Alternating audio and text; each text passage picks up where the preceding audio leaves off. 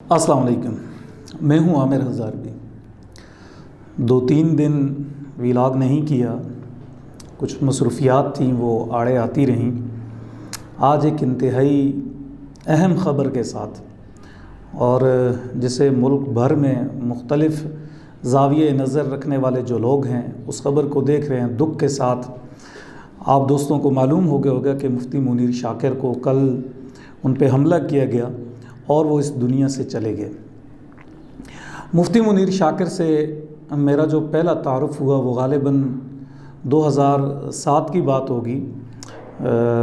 मैंने एक कैसेट लगाई जो सैयद अब्दुल मजीद नदीम शाह साहब की थी, उनकी आवाज़ थी। तो मेरे साथ मेरे जो दोस्त थे क्लास फेलो, तो उन्होंने कहा यार ये तो मुफ्ती मुनीर शाकिर को कॉपी कर रहा है ये बंदा। तो मैंने कहा भाई आप ज़रा चेक कर लें, ये शाह साहब जो हैं ये बड़ी उम्र के हैं, ये कैसे कॉपी कर सकते हैं। बहरहाल ये पहला तारुफ़ था मुफ्ती मुनीर शाकिर से कि उनका जो लहजा था वो सैयद अब्दुल मजीद नदीम शाह की तरह था। मुफ्ती मुनीर शाकिर एक रिवायती आलिम थे। आज का ये जो मेरा व्लॉग है, आप ज़रा जो मज़हबी मामलात से दिलचस्पी रखने वाले लोग हैं उन्हें सुनना चाहिए, देखना चाहिए कि मुफ्ती मुनीर शाकिर किस किस दौर से गुज़रे और उनके अंदर क्या क्या तब्दीलियाँ रोनुमा हुई और आखिरी मकाम पे वो किस जगह पे खड़े थे। उनका ताल्लुक़ इशाअतुत तौहीद व सुन्नह से था। इशाअतुत तौहीद व सुन्नह देवबंद की एक जमात है जिसे उमूमी तौर पे पंजपीरी भी कहते हैं, इशाअतुत तौहीद व सुन्नह के नाम से भी पुकारा जाता है।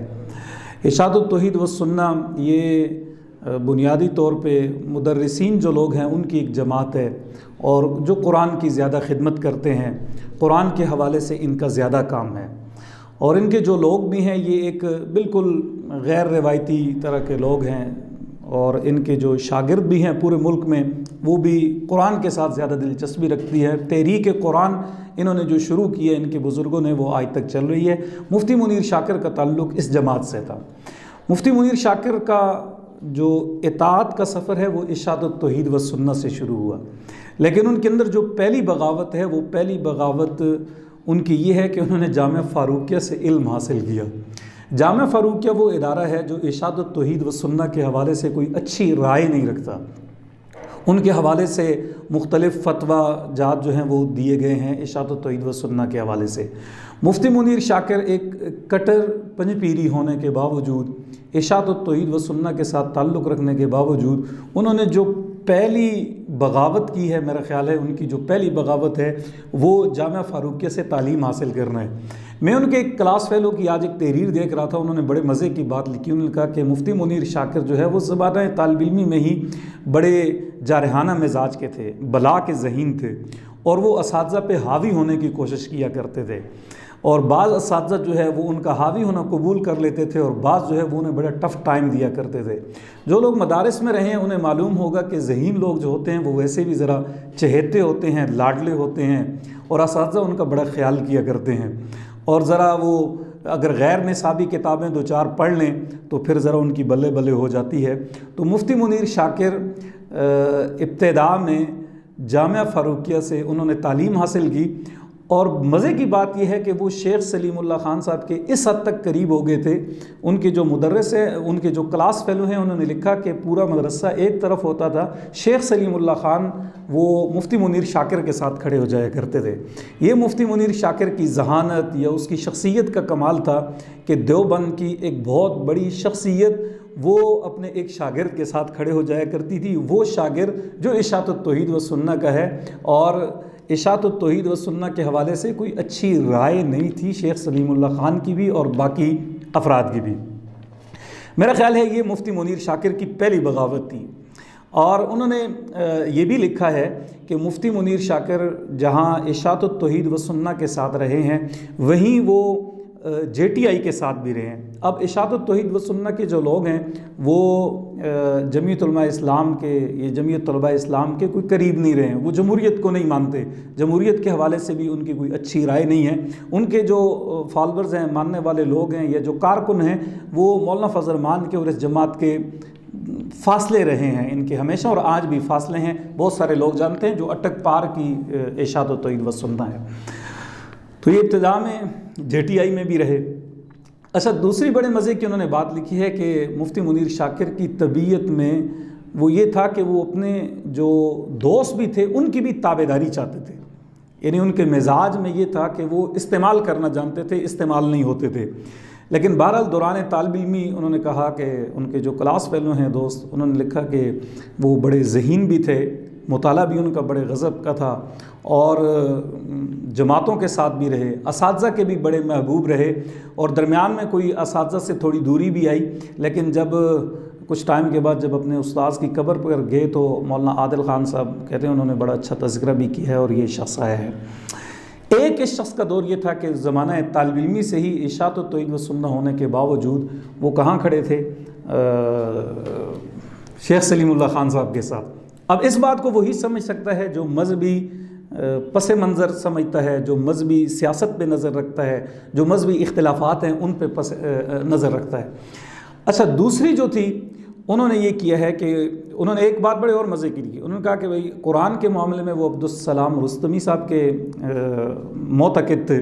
مولانا عبدالسلام رستمی وہ ارشاد کے ہی عالم تھے لیکن اہل حدیث ہو گئے تھے. وہ زبان کے معاملے میں جو گفتگو کرتے تھے مولانا بجلی گھر سے متاثر تھے. اور تیسرا جو ان کا انداز تھا تقریر کا، واز کا، یا جو طرز لگاتے تھے وہ مولانا عبد المجید ندیم شاہ صاحب کی لگاتے تھے. میرا خیال ہے مفتی منیر شاکر نے جہاں باقی بغاوتیں کی ہیں یہ تینوں چیزیں وہ ساتھ لے کر گئے ہیں، اس میں کوئی تبدیلی نہیں ہوئی. انداز ان کا مولانا بجلی گھر والا تھا، لیکن جب قرآن پڑھتے تھے وہ شاہ عبد المجید ندیم صاحب کی طرز میں پڑھتے تھے، اور قرآن کے ساتھ جو محبت تھی وہ جہاں پنجپیر کے بزرگوں کے حوالے سے تھی وہاں مولانا عبدالسلام رستمی کے ساتھ بھی تھی. اچھا، انہوں نے ایک دور ان کا یہ تھا جو زمانہ طالب علمی کا تھا، اور اس دور میں بھی انہوں نے بغاوت کی ہے. ارشاد و توحید و سنت کے تھے لیکن ایک بغاوت کی، اور وہاں جا کے تعلیم حاصل کی اور اساتذہ کے محبوب رہے. ان کا جو دوسرا دور گزرا ہے وہ قرم ایجنسی میں گزرا ہے، وہ فرقہ وارانہ فسادات کے حوالے سے تھا. اور قرم سے پھر وہاں سے نکلے تو باڑہ چلے گئے. وہاں ایک صاحب کے ہاں انہوں نے حاجی نامدار کے ہاں جا کے کام شروع کیا، ان کے ریڈیو اسٹیشن پہ بھی، اور درس قرآن دیا کرتے تھے. یہ جو دوسرا دور ہے یہ ان کا دوسرا دور مکمل فسادات کا، اختلافات کا، مناظرانہ مزاج کا، یہ سارا تھا. اب جو لوگ مارکیٹ میں نکلتے ہیں، کام کرتے ہیں، یا جو مدارس کے پس منظر سے واقف ہیں انہیں معلوم ہوگا کہ مدارس سے نکلنے والے لوگوں کے پاس بہت محدود میدان ہیں جن میں انہیں رہ کے کام کرنا پڑتا ہے. انہیں کسی نہ کسی جماعت کے ساتھ تعلق رکھنا پڑتا ہے. آپ کے پاس سیاسی جماعت ہے، آپ کے پاس جہادی جماعتیں ہیں، تبلیغی جماعت ہے، لیکن یہ جو پشتون بیلٹ کے لوگ ہیں ان کے پاس پھر یہی تھا کہ وہ ارشاد و توحید و سنت کا اپنا بھی خاص مزاج ہے، وہ شرک و بدعت کے زیادہ خلاف کام کرتے ہیں، اور قرآن کی تحریک ہے ان کی، اور رسم و رواج کے حوالے سے ذرا ان کا سخت موقف ہے. تو مفتی منیر شاکر نے جہاں قرم ایجنسی میں سیاسی مسلکی معاملات پہ بات چیت کی، وہاں انہوں نے باڑہ میں پیر سیف الرحمان کے خلاف بڑا ایک محاذ گرم کیا. پیر سیف الرحمان سیفی سلسلہ کے جو بزرگ ہیں وہ ماضی میں ہو گزرے ہیں، 2010 میں ان کی وفات بھی ہوئی، اور لاہور میں ان کی قبر بھی ہے. یہ بنیادی طور پہ افغانستان سے تعلق رکھتے ہیں، اور 1980 میں یہ بھی باڑہ آ گئے تھے، اور ان کے بہت سارے لوگ ہیں، مرید ہیں جو ملک بھر میں ہیں. تو پیر سیف الرحمان کی اور ان کی آپس میں ایک چپکلش چلتی رہتی تھی، اور دونوں نے اپنے اپنے انصار الاسلام اور لشکر اسلام کے نام سے دونوں نے گروہ بنایا، اور دونوں کی آپس میں لڑائی بھی ہوئی تھی، اور بہت سارے لوگ مارے گئے تھے. جس کے بعد علاقے کے لوگوں نے فیصلہ کیا ہے کہ پیر سیف الرحمان کو بھی اور یہ کیا نام ہے ان کا، مفتی منیر شاکر کو نکال دیا جائے. انہیں ضلع بدر کر دیا گیا تھا. کافی ٹائم تک یہ غائب رہے، خاموش رہے، رپوش رہے. اس دوران ان کی گرفتاری بھی ہوئی، انہیں کراچی سے اٹھا لیا گیا تھا، اور یہ اپنے خاندان کے، اپنے والد کے اکلوتے بیٹے ہیں. میرا خیال ہے ان کا کوئی بھائی نہیں ہے، جو ابھی تک مجھے معلوم ہو سکا ہے ان کے بھائی نہیں ہیں. تو انہیں اٹھا لیا گیا تھا. کچھ ٹائم یہ گرفتار بھی رہے ایجنسیوں کے ہاں. اچھا، اب یہ لوگ حیران ہوں کہ یہ سوال کریں گے کہ یہ لوگ کیا کرتے تھے. یہ فسادات کیا کرتے تھے، مسلکی معاملات میں اتنی زیادہ بحث کیا کرتے تھے، شدت تھی۔ سبوق سید صاحب ہمارے دوست ہیں، صحافی ہیں، وہ ایک بڑے مزے کی بات کرتے تھے۔ وہ کہتے تھے کہ ہم آسمہ جہانگیر کے گھر میں پیدا نہیں ہوئے، ہم جس ماحول میں پیدا ہوئے ہیں ہمارے ارد گرد بندوقیں تھیں، ہمارے ارد گرد دہشت والے لوگ تھے، ہمارے ارد گرد مناظرانہ ماحول تھا، ہمارے ارد گرد ترانے تھے، نغمے تھے، جہادی چیزیں تھیں۔ تو ہمارا سفر یہاں سے شروع ہوتا ہے۔ ہم آسمہ جہانگیر کے گھر میں پیدا نہیں ہوئے کہ ہم کچھ اور خیالات رکھتے۔ ہمارا اس دوران جو سفر ہوتا ہے نا، وہ کانٹوں بھرا ہوتا ہے۔ ہم لوگ کانٹوں سے چل کے ایک پرسکون جگہ تک پہنچتے ہیں، تو وہاں بھی کچھ لوگ ایسے ہوتے ہیں جو ہمارے دل کے اوپر زخم لگانا شروع کر دیتے ہیں۔ خیر، یہ جو لوگ جانتے ہیں مذہبی معاملات کو، وہ میری اس بات کی تائید کریں گے کہ مذہبی لوگوں کے پاس ان اختلافات کے علاوہ کوئی موضوع تھا ہی نہیں۔ پھر آپ دیکھیں کہ ایک خاص ماحول ہوتا ہے۔ آج میں اور آپ 2025 میں بیٹھ کے بات کر رہے ہیں، آپ دیکھیں کہ 1999 یا 90 کی دہائی یا 2000 کے بعد جو ماحول تھا وہ کچھ اور تھا، اور پھر بعض اوقات ریاست کی جو پالیسیاں ہوتی ہیں وہ بھی اس طرح کی ہوتی ہیں کہ جہاں فسادات جنم لیتے ہیں۔ خیر، اس دوران یہ رپوش ہو گئے، اور رپوش ہونے کے بعد پھر یہ سامنے آئے، تو انہوں نے درس و تدریس کا سلسلہ شروع کیا، اور پھر انہوں نے ریڈیو پہ کام شروع کیا، لیکن اس طرح بات چلی نہیں، اور درمیان کے عرصے میں یہ پھر اشاعت التوحید و سنہ کے ساتھ جڑ گئے، اور پھر اشاعت التوحید و سنہ کے ساتھ بھی ان کے اختلافات شروع ہو گئے۔ ان کے جو امیر ہیں مولانا طیب طاہری، جو میجر عامر جو ISI والے ہیں، ان کے بھائی ہیں، ان کے ساتھ اختلافات شروع ہوئے، تو پھر یہ اشاعت التوحید و سنہ سے بھی ہٹ گئے۔ حالیہ کچھ عرصے میں ہم نے دیکھا ہے کہ مفتی منیر شاکر کی جو چیزیں سامنے آئی ہیں وہ بڑی عجیب تھیں۔ ہم یہ توقع نہیں کر رہے تھے کہ کوئی مولوی اس حد تک چلا جائے گا۔ ماضی میں ہم نے دیکھا ہے کہ مولانا ابوالکلام آزاد تھے، جن کا ایک الگ نقطہ نظر تھا، اور پھر ایک دوسری انتہا پہ جا کے کھڑے ہو گئے تھے۔ مولانا ابوالکلام آزاد کے پاس قلم بھی تھا، زبان کی طاقت بھی تھی، اور ایک سیاسی طاقت بھی تھی، اور ان کا ایک بہت بڑا سفر ہمیں ماضی میں نظر آتا ہے۔ پھر مولانا عبید اللہ سندھی کا نظر آتا ہے، لیکن وہ اس لیول کا نہیں ہے جس لیول کا مولانا ابوالکلام آزاد کا ہے۔ تو ابھی اس دوران جب ہم دیکھتے ہیں تو مفتی منیر شاکر ایک طرف تو وہ مذہبی جو روایتی عقائد تھے ان کے خلاف بڑے بے باک انداز سے بات کر رہے تھے، ایک طرف تو انہوں نے یہ محاذ شروع کیا ہوا تھا، اور دوسری طرف انہوں نے بڑے کھل کے پشتون قوم کا مقدمہ لڑنا شروع کر دیا۔ آج ایک بندے نے بڑے مزے کی بات لکھی، انہوں نے کہا کہ پشتونوں میں بہت سارے مولوی بنے ہیں، لیکن یہ پہلا مولوی ہے جو پشتون بھی تھا، جو پشتون قوم کی بات کرتا تھا۔ اب پشتون قوم پرستی ہو یا کسی اور طرح کی بھی قوم پرستی ہو، مذہبی طبقے کے اندر اس کو اچھی نظر سے نہیں دیکھا جاتا، قوم پرستی کی بات کو اچھا نہیں سمجھا جاتا۔ ایک روایتی جو نظریات تھے، ان روایتی نظریات کو مفتی منیر شاکر نے پھینک دیا۔ اب اس کی وجہ کیا بنی، یہ میرے دل میں، اب دیکھیں لوگ دنیا سے چلے جاتے ہیں، لیکن دنیا سے چلے جانا جہاں ایک دکھ کا معاملہ ہوتا ہے، وہاں ایسے لوگ جو اپنے روایتی نقطہ نظر سے ہٹتے ہیں، میرا خیال ہے کوئی تحقیقی میدان ہوتا تو ان لوگوں کے اوپر کام کرتا، ان سے سوال کیے جاتے کہ آپ کی زندگی کے اندر یہ اتنی بڑی تبدیلی کیسے آئی۔ ایک وہ شخص جو روایتی فرقہ پرست تھا، ایک وہ شخص جو ماضی میں جہاد کا علم بردار تھا، ایک وہ شخص جس نے ماضی میں اسلحہ اٹھایا ہوا تھا، جو بزور طاقت سزاؤں کے نفاذ پہ یقین رکھتا تھا، جو شرک و بدعات کے حوالے سے ایک سخت گیر موقف رکھتا تھا، کہاں یہ مفتی منیر شاکر، اور کہاں آج یہ مفتی منیر شاکر کہ وہ کیا کر رہا ہے بھائی، وہ روایتی جو نقطہ نظر ہے اس سے منحرف ہو گیا۔ اس نے بہت ساری ایسی چیزیں تھیں جس کا انکار کیا، اور ہمارے مولویوں نے پھر اس کے خلاف منکر حدیث کا فتویٰ بھی دے دیا۔ اسے پھر قرآن اٹھا کے یہ کہنا پڑا کہ میں منکر حدیث نہیں ہوں، یہ میرے تحفظات ہیں، یہ میرے سوالات ہیں جو میں بات کر رہا ہوں۔ ایک تو مفتی منیر شاکر نے یہ جرأت دکھائی اور ایک بالکل الگ لائن ہی پکڑ لی، اور دوسرا مفتی منیر شاکر نے یہ کام کیا ہے کہ انہوں نے، اب وہ ماضی میں شیعہ کے خلاف رہے ہیں، اب حالیہ ہم نے ان کے بیانات دیکھے ہیں، وہ شیعہ سنی دونوں کو مخاطب کر کے کہتے تھے کہ بھئی یہ لڑائی نہ کریں۔ ماضی میں ہم نے جو بہت لفظ میں غل خورا، اس طرح انہوں نے پشتوں میں کہا کہ ہم نے جو گند کھایا ہے یار اس سے جان چھڑائیں، ہمیں اختلافات چھوڑنے چاہیے، ہمیں اتحاد کی طرف آنا چاہیے۔ یعنی ایک مسلک چھوڑنا بہت بڑا سفر ہوتا ہے، اور انسان مسلک نہیں چھوڑ سکتا، مذہب چھوڑ بھی دے مسلک نہیں چھوڑ سکتا۔ وہ ہمارے ہاں جو مسلک پرستی ہے وہ انسان کے اندر سے نہیں نکلتی۔ تو مفتی منیر شاکر کے اندر 3 تبدیلیاں دیکھی۔ ایک مذہبی نقطہ نظر اس سے بالکل ہٹ گئے تھے، دوسرا ان کا جو نقطہ نظر تھا وہ شیعہ جو تھے ان کو بھی دعوت دیتے تھے، ان کو بھی کہتے تھے کہ بھئی اتحاد کی طرف آؤ، لڑائی نہ کرو۔ بریلوی مکتبہ فکر کے لوگوں کے خلاف، جن کے خلاف انہوں نے اسلحہ اٹھایا، لڑائی کی، انہیں بھی اتحاد کی دعوت دیتے۔ تیسرا مولانا فضل الرحمان جو اشاعت کے لوگ ہیں، وہ مولانا فضل الرحمان کو کافر سے کم نہیں سمجھتے، وہ جمہوریت کے سخت خلاف ہیں، وہ خلافت کی بات کرتے ہیں، ان کے بہت سارے لوگ شہید بھی ہوئے ہیں، وہ مولانا فضل الرحمان کی تعریف بھی کرنے لگے تھے۔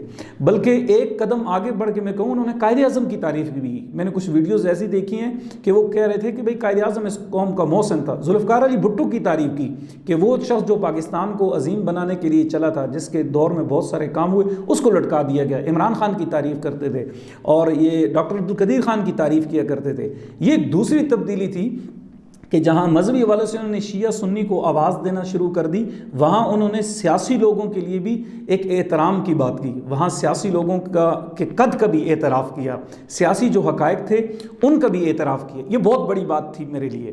اور تیسری ان کی جو بات تھی وہ پشتون قوم کا مقدمہ لڑنا انہوں نے شروع کر دیا تھا۔ جو منظور پشتین بات کیا کرتے تھے وہی بات مفتی منیر شاکر بھی کیا کرتے تھے، وہی بات انہوں نے شروع کر دی تھی۔ یہ ایک تیسرا ان کا بغاوت کا سفر تھا۔ یہ آخری جو 3 سفر تھے، یہ بالکل مجھے سمجھ نہیں آئے کہ اس کی بنیادیں کیا ہو سکتی ہیں۔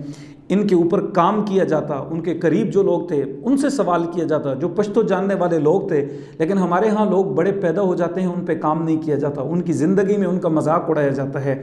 کسی کے علمی سفر کو وہ دیانت کے ساتھ اگر کوئی شخص سفر طے کر رہا ہے تو میرا خیال ہے اسے مارجن دینا چاہیے۔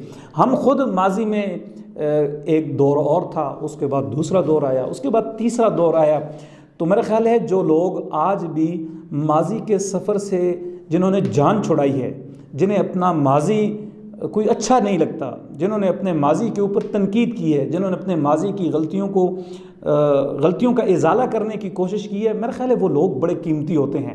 مفتی منیر شاکر کے قریب رہنے والے لوگ اگر تحقیق کا مزاج رکھتے تو وہ مفتی منیر شاکر سے ان تینوں چیزوں کی وجوہات پوچھتے، تاکہ بعد میں آنے والے جو لوگ ہیں ان کے لیے آسانی ہوتی کہ ہم شیعہ سنی کی بنیاد پہ نہیں لڑیں گے، ہم دیوبندی بریلوی کی بنیاد پہ نہیں لڑیں گے، ہم دیوبندی اہل حدیث کی بنیاد پہ نہیں لڑیں گے۔ ہمیں اتحاد کے لیے کیا فارمولہ ہے، وہ کیا اصول ہیں جو مفتی منیر شاکر کے دماغ میں تھے اور انہوں نے اس کو اپلائی کیا ہے۔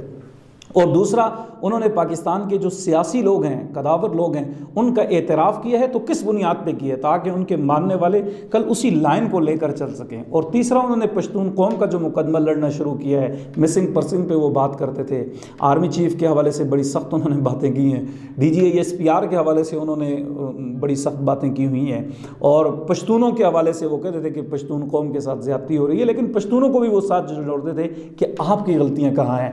تو میرا خیال یہ ہے کہ ان کی شہادت سے ہمیں کم از کم ان 3 باتوں پہ تحقیقات کم از کم ضرور کرنی چاہیے کہ اطاعت سے بغاوت تک کا جو مفتی منیر شاکر کا سفر ہے، انہوں نے یہ کیسے طے کیا، ان کے دماغ میں کیا اصول تھے، کیا باتیں تھیں۔ اگر ان کا کوئی قریبی جاننے والا بندہ جو اس پہ بات کر سکے، جو اس پہ لکھ سکے، جو ان کے قریب رہا ہو، جو بتا سکے کہ یہ اصول تھے، ان اصولوں کی بنیاد پہ انہوں نے رائے بدلی ہے، تو میرا خیال ہے ان کا خون رائے گاہ نہیں جائے گا۔ بعد میں ان کے جو ماننے والے لوگ ہیں وہ اسی راستے کے اوپر چلیں گے، اور لڑائی سے جو بچنے کا راستہ ہے وہی اہم ہوتا ہے۔ اپنی قوم کی بات کرنا کوئی بری بات نہیں ہے۔ باقی رہی بات ان کی شہادت کی، انہوں نے اپنا ویڈیو پیغام بھی ریکارڈ کروایا، اور انہوں نے بتایا ہے کہ مجھے دھمکیاں دی جا رہی ہیں، اور داعش کا بتایا جا رہا ہے کہ وہ انہیں دھمکیاں دے رہی تھی، اور وہ پولیس کے پاس بھی گئے ہیں، DC کے پاس بھی گئے ہیں۔ انہوں نے کہا کہ بھئی مجھے لائسنس جاری کیا جائے، اور مجھے دھمکیاں دی جا رہی ہیں، اگر میں اسلحہ باہر لے کر نکلتا ہوں تو مجھے پولیس پکڑ لیتی ہے۔ تو اگر ہمارے ملک کے جو علماء ہیں ان کو خطرہ ہے اور ہماری انٹیلیجنس ایجنسیاں بتاتی ہیں کہ یار ان لوگوں کو خطرہ ہے، تو میرا خیال ہے کہ ان لوگوں کے لیے پھر راستہ بھی بنانا چاہیے، ریاست کو انہیں سیکورٹی بھی دینی چاہیے، وگرنہ ریاست پہ سوال اٹھیں گے، سیکورٹی اداروں پہ سوال اٹھیں گے، پولیس پہ سوال اٹھیں گے، تو میرا خیال ہے یہ لاشوں کا جو سلسلہ ہے یہ روکنا چاہیے۔ جن علماء کو خطرہ ہے ریاست کو چاہیے، ماننے والے جو ان علماء کے ماننے والے لوگ ہیں ان کو چاہیے کہ ان کی حفاظت کا کوئی بندوبست کریں، تاکہ یہ جو قتل و غارت کا سلسلہ جاری ہے یہ سلسلہ کہیں رک سکے۔ بہرحال اللہ تعالیٰ مفتی منیر شاکر کے درجات بلند فرمائے۔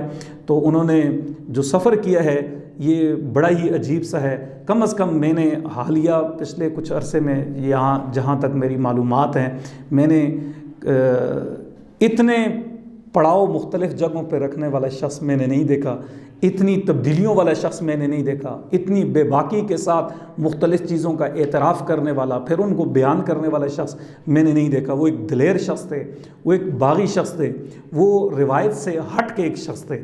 تو روایت سے ہٹ کے جو شخص ہوتا ہے اسے اپنے نظریات کی قیمت بھی ادا کرنی پڑتی ہے۔ ان کے جو کولیگ تھے، ان کے جو کلاس فیلو تھے، انہوں نے بڑے مزے کا جملہ لکھا کہ آج بے قرار روح کو قرار آ گیا ہوگا۔ بہت شکریہ۔